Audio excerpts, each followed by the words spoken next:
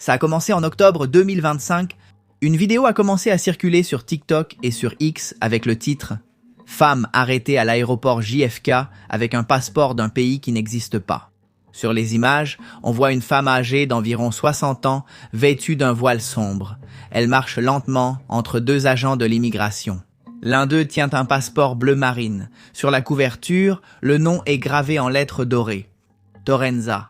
Les images semblaient de basse résolution, comme filmées avec un téléphone. La femme parlait peu anglais. Quand les officiers lui ont demandé d'où elle venait, elle a répondu calmement. De Torenza.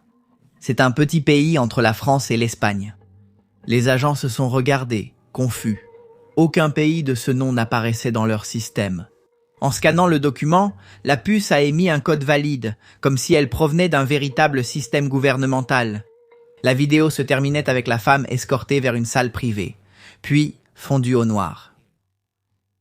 Avant de commencer, je précise qu'il s'agit d'une affaire virale du mois dernier, que je n'ai pas pu traiter à temps car j'étais en voyage. Mais si vous voulez qu'on continue dans cette direction, en abordant des affaires virales sur TikTok qui concernent l'intelligence artificielle, ou si vous voulez qu'on fasse un reportage sur l'Internet mort, écrivez ici en dessous « Internet mort » dans les commentaires. Si nous avons plus de 500 personnes qui commandent cela, nous ferons un reportage à ce sujet. En quelques heures, le clip a explosé sur les réseaux sociaux. Torenza est devenue une tendance mondiale. Des millions d'utilisateurs partagèrent l'extrait avec des théories allant du paranormal au complot. Certains disaient que la femme affirmait avoir voyagé accidentellement depuis un autre plan. D'autres affirmaient qu'elle avait mystérieusement disparu de l'hôtel où elle était sous garde. Les gros titres se sont multipliés. La voyageuse d'un autre monde, mystère à l'aéroport JFK, la femme venue d'un pays fantôme, affaire Torenza, la preuve des univers parallèles. Et comme c'est souvent le cas avec les mystères viraux, chaque nouvelle publication ajoutait un détail qui n'existait pas auparavant.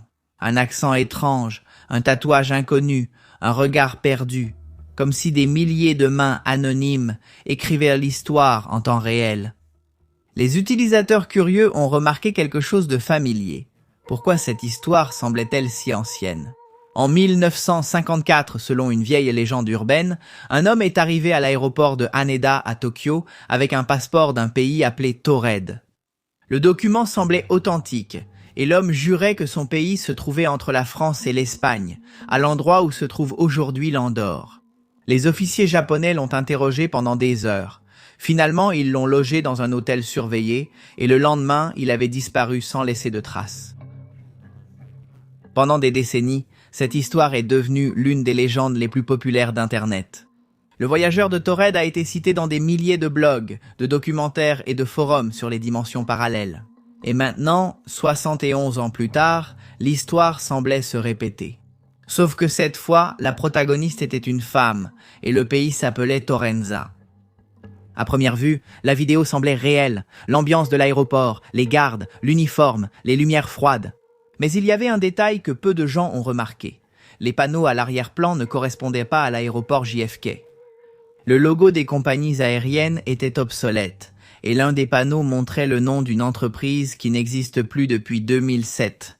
Un utilisateur de Reddit l'a remarqué en premier. Il a analysé la vidéo image par image et a découvert que les images provenaient d'un épisode de l'émission de télé-réalité américaine Airline, diffusée entre 2004 et 2005 sur A&E Network. Les scènes originales montraient une véritable passagère en conflit avec le personnel de sécurité. Mais dans la vidéo virale, l'audio avait été remplacé et le passeport avait été créé numériquement. Le mystère commençait à se fissurer. Les sites de vérification n'ont pas tardé à intervenir. Des médias comme Maldita.es, Fact Chequeado et Prensa Libre ont confirmé que la vidéo provenait d'un compte nouvellement créé avec seulement 3 publications précédentes. La publication originale avait été faite le 12 octobre 2025 et l'utilisateur a disparu à peine 2 jours plus tard. Cependant, à ce moment-là, le contenu avait déjà été reproduit plus de 200 000 fois sur différentes plateformes. Fait intéressant, les métadonnées du clip montraient autre chose. Le fichier avait été généré avec un logiciel de montage basé sur l'IA appelé RunwayGen 3 Alpha, un outil vidéo capable de recréer des visages, des mouvements et des textures hyper réalistes. Cela expliquait pourquoi la femme semblait réelle dans certains plans et légèrement étrange dans d'autres, comme si son visage ne s'accordait pas tout à fait avec son corps. Personne ne sait avec certitude qui a créé la vidéo. Certains chercheurs numériques pensent qu'il s'agissait d'une campagne expérimentale de désinformation, conçue pour mesurer la vitesse de propagation des canulars contenant du contenu généré par l'intelligence artificielle. D'autres affirment qu'il s'agissait d'une sorte d'expérience artistique inspirée de creepypasta classiques, comme The Backrooms ou Gemini Home Entertainment. Un utilisateur de 4chan identifié comme Tsid a publié un message anonyme une semaine après le buzz disant « Torenza était un test.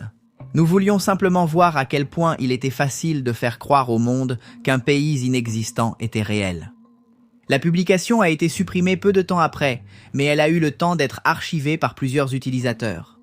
Ce qui était fascinant, ce n'était pas la vidéo en elle-même, mais la façon dont les gens ont réagi. Des centaines d'utilisateurs affirmaient avoir déjà vu le nom Torenza auparavant. Certains s'en souvenaient grâce à de vieilles cartes scolaires, d'autres disaient l'avoir entendu d'un proche ayant voyagé là-bas. C'était l'effet Mandela en action, cette tendance à se souvenir de quelque chose qui n'a jamais existé, mais qui paraît si familier qu'on le croit réel. Torenza n'apparaissait sur aucune carte, mais elle vivait déjà dans la mémoire collective, et ça, c'est ce qui fait vraiment peur. Aujourd'hui, l'affaire de la femme de Torenza est citée lors de conférences sur la désinformation numérique. Elle a été utilisée comme exemple par l'université de Stanford et la BBC pour démontrer comment les vidéos générées par l'intelligence artificielle peuvent passer inaperçues, même pour des journalistes expérimentés. Selon les données de l'organisation First Draft News, le clip a atteint plus de 120 millions de vues dans le monde avant qu'il ne soit confirmé comme étant faux. Bien qu'il ait été démenti, il circulait toujours sur des forums et chaînes conspirationnistes. Certains affirmèrent que la vidéo avait été supprimée par le gouvernement ou que la femme existait réellement mais avait été réduite au silence. Parce qu'au fond, nous ne voulons pas que les mystères prennent fin. Les chercheurs du MIT ont analysé le nom Torenza et ont découvert qu'il n'existe aucune trace linguistique antérieure à la vidéo virale. C'était probablement une création aléatoire, peut-être un mélange entre Torino et Florence, pour évoquer une sonorité européenne crédible. Cependant, depuis la vidéo virale, le nom a commencé à apparaître dans des contextes réels. Sur Google Maps, des utilisateurs anonymes ont créé de faux emplacements appelés Torenza, UE. Sur Wikipédia, plus de 30 articles réels ont été publiés puis supprimés, tentant de décrire le prétendu pays, son drapeau, sa langue, sa monnaie, sa localisation géographique. Ils ont même créé un blason national avec un loup. Sobre el fondo azul. Un symbole qui, selon certains, aurait été conçu à l'aide de l'intelligence artificielle pour paraître ancien. Ainsi, la fiction a commencé à contaminer la réalité. Un pays inexistant a laissé son empreinte numérique. Le mythe de la femme de Torenza est essentiellement une relecture numérique de l'homme de Taured, adapté au XXIe siècle. Mais le plus troublant, c'est que le récit a été autogénéré par les gens, comme si des milliers d'utilisateurs qui ne se connaissaient pas avaient construit ensemble un nouveau mythe contemporain. Et chaque fois qu'un média essayait de le démentir, le mystère ne faisait que grandir. Parce qu'à l'ère de la post-vérité, ce qui compte, ce n'est pas la preuve, mais l'émotion que suscite l'histoire. Peu après l'essor de l'affaire, de nouvelles versions ont circulé. Un prétendu enregistrement de caméras de surveillance montrait la femme disparaître à l'intérieur de l'hôtel de rétention migratoire. La vidéo, bien sûr, était aussi fausse, mais les gens y ont cru. Et c'est ainsi qu'est née la pièce manquante du puzzle, la disparition inexplicable. Maintenant, le mythe était complet, une arrivée, un pays inexistant, une phrase mystérieuse, et une disparition sans laisser de traces. Exactement comme cela serait arrivé, soi-disant, en 1954 avec l'homme de Taured. Dans de nombreuses vidéos, on entend la femme dire, tout en regardant la caméra, « Ce n'est pas mon monde ». Cette phrase n'est pas dans l'enregistrement original, elle a été ajoutée au montage. Voix synthétique entraînée pour reproduire l'accent d'une actrice européenne. Et pourtant, c'est ce détail qui a scellé le mythe, parce que la phrase résumait tout ce que les gens voulaient croire. La possibilité que quelqu'un quelque part puisse passer accidentellement d'une dimension à l'autre. Quelques semaines plus tard, des médias comme Excelsior, Ecoavisa et Prensa Libre ont publié de longs articles expliquant l'origine de la rumeur. La conclusion était claire. Tout avait été fabriqué artificiellement, avec des extraits d'une vieille émission de télévision et de l'audio synthétique. Il n'existait aucun rapport de police, ni rapport des services d'immigration, ni déclaration officielle de l'aéroport JFK. Mais, comme toute bonne légende, la vérité est arrivée trop tard, lorsque le mythe avait déjà pris racine. Peut-être que la femme de Torrenza n'a jamais existé, mais la peur qu'elle a provoquée, oui. Et cela la rend réelle, même si ce n'est que dans nos esprits. L'histoire de la femme de Torrenza nous rappelle quelque chose d'inquiétant. Il n'est plus nécessaire qu'un mystère soit réel pour qu'il fonctionne. Il suffit qu'il en ait l'air.